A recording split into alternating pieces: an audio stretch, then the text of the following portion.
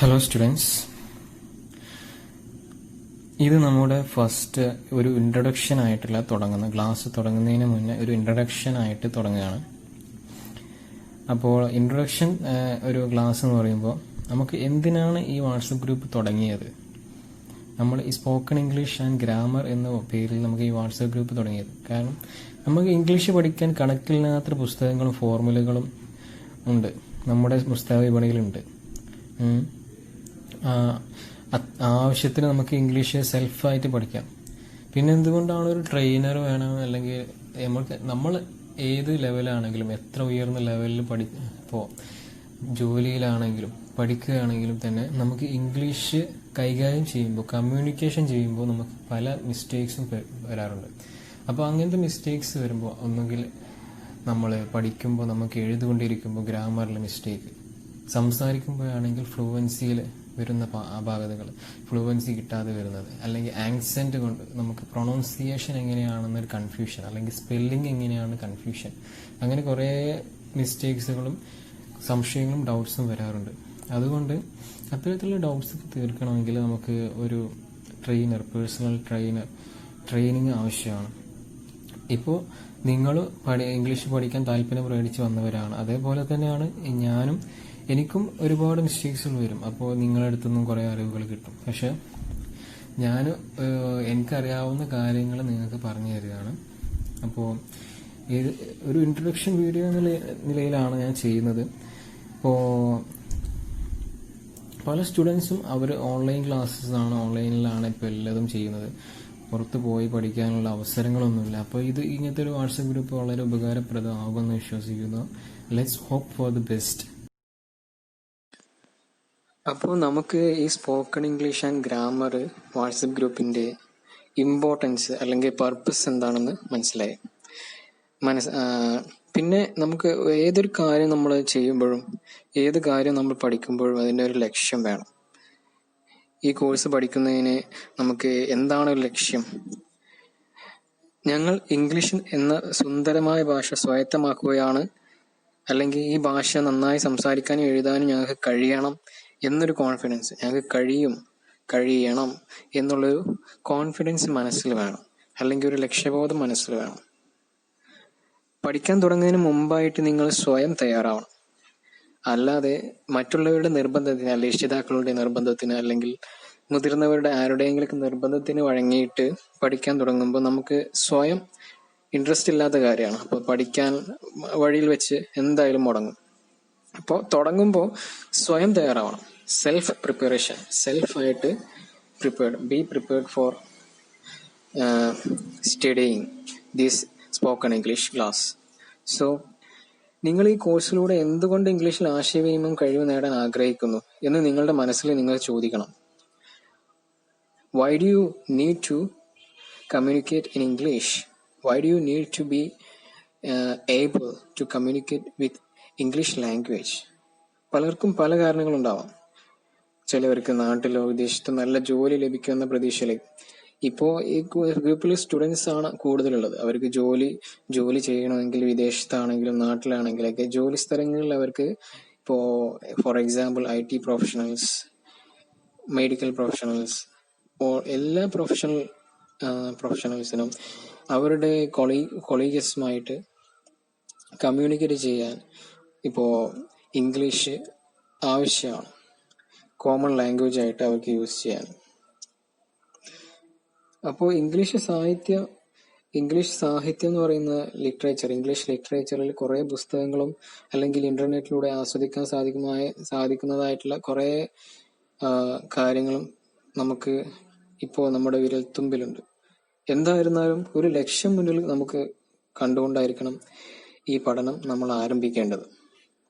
പിന്നീട് ഈ ലക്ഷ്യം നേടുന്നതിന് ഈ ഒരു കോച്ചിങ് ക്ലാസ് അല്ലെങ്കിൽ ഈ ഒരു ട്യൂഷൻ ക്ലാസ് പോലെയുള്ള ഈ WhatsApp group, online spoken English and ഗ്രാമറിന്റെ ഈ ക്ലാസ്സുകൾ വളരെ ഉപയോഗിക്കണം എന്ന് ഒരു പ്രതിജ്ഞ നമ്മൾ തയ്യാറാക്കണം.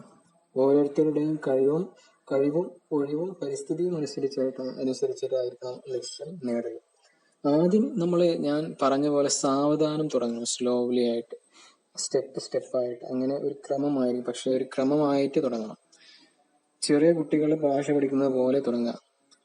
അപ്പോൾ അവർ ആദ്യം ശ്രദ്ധിക്കുന്നു, പിന്നീട് സംസാരിക്കാൻ ശീലിക്കുന്നു, പിന്നീട് തുടർന്ന് വായിക്കാനും എഴുതാനും പഠിക്കുന്നു. ഇതാണ് ശിശുക്കളുടെ, അതായത് കുട്ടികളുടെ ഒരു രീതി. ആ രീതിയിൽ നമ്മൾ ബേസിക് തുടങ്ങണം. സ്റ്റെപ്പായിട്ട് ബേസിക് ലെവലും തുടങ്ങണം. എവിടെ നിന്നെല്ലാം നമുക്ക് കഴിയുന്ന ഇംഗ്ലീഷ് ശ്രദ്ധിക്കാൻ കഴിയുന്ന ടി വിയിലൂടെ എടുക്കാം. ഇപ്പൊ റേഡിയോ ഒന്നും ഇല്ലല്ലോ.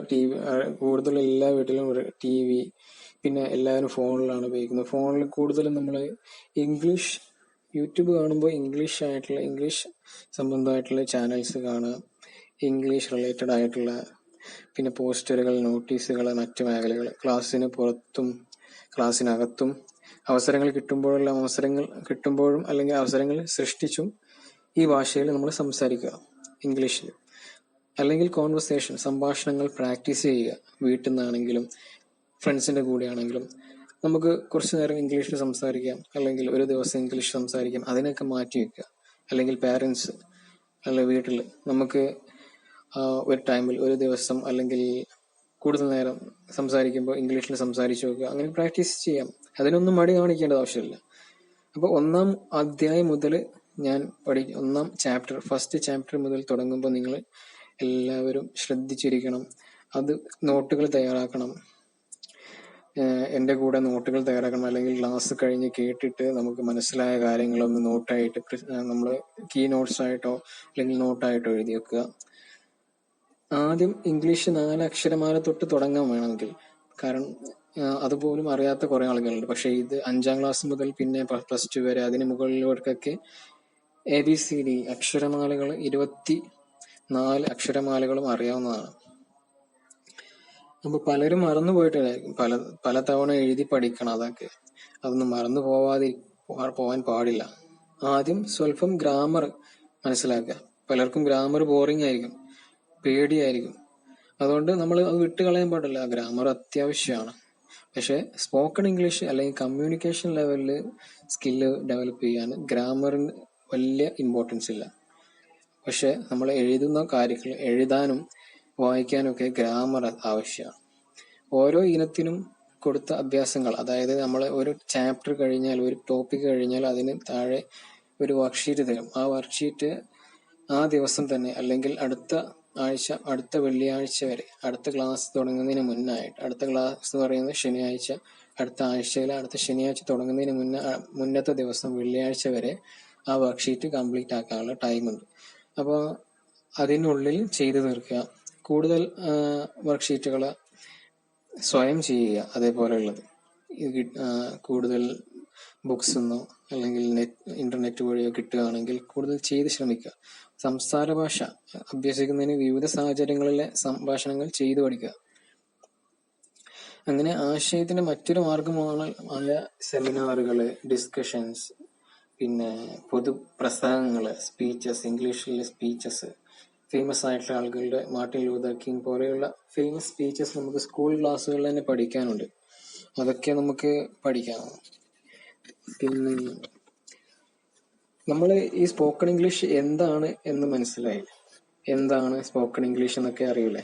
ഈ കാലഘട്ടത്തിൽ സ്പോക്കൺ ഇംഗ്ലീഷ് എന്ന് പറയുന്നത് എല്ലായിടത്തും ഉണ്ട്. പല വിദ്യാഭ്യാസ സ്ഥാപനങ്ങളും കുട്ടികളെ ആകർഷിക്കാൻ വേണ്ടിയിട്ട് സ്പോക്കൺ ഇംഗ്ലീഷ് ക്ലാസ് തുടങ്ങി കഴിഞ്ഞിട്ടുണ്ട്. സ്പോക്കൺ ഇംഗ്ലീഷ് കോഴ്സ് മാത്രം നടത്തുന്ന പല സ്ഥാപനങ്ങളും പരിധിവിട്ട വീരവാദങ്ങളുമായി പരസ്യം ചെയ്യുന്നുണ്ട്.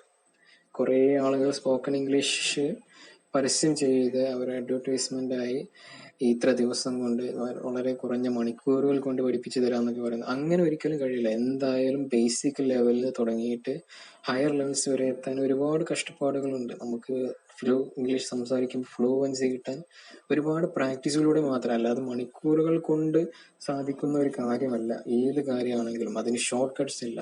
സ്ട്രൈറ്റ് ആയിട്ടുള്ള പാത്ത് മാത്രമേ ഉള്ളൂ, വഴി മാത്രമേ ഉള്ളൂ. അപ്പോ ഇതൊക്കെയാണ് ഇൻട്രഡക്ഷനിൽ പറയാനുള്ളത്. അപ്പോൾ നിങ്ങളെല്ലാവരും എൻ്റെ ക്ലാസ്സുകൾ വളരെ ഗൗരവത്തോടെ, വളരെ കോൺഫിഡൻസ് ആയിട്ട്, വളരെ സന്തോഷത്തോടെ ആത്മാർത്ഥമായിട്ട് കേൾക്കുക. വളരെ ഇൻട്രസ്റ്റിംഗ് ആയിട്ടുള്ള കാര്യങ്ങളായിരിക്കും പറയുന്നത്. അതുകൊണ്ട് കൂടുതൽ ശ്രദ്ധിക്കുക. Thank you all for listening.